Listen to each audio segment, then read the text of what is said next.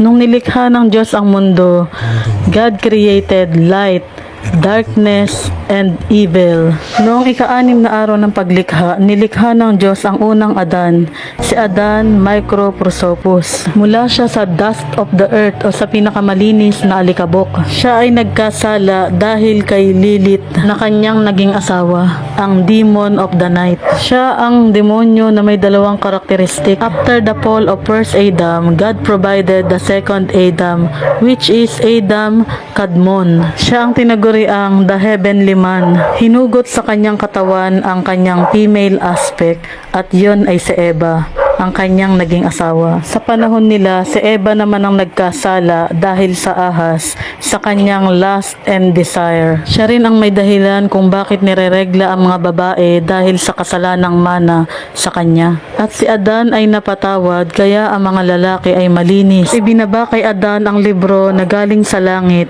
na naglalaman ng lahat ng karunungan sa mundo. At si Adam Kadmon nga ay nabuhay na parang isang angel dahil sa kanyang karunungan. Ang istoryang ito ay galing sa Book of Archangel Rachel. Marami siyang sinulat sa Book of Genesis.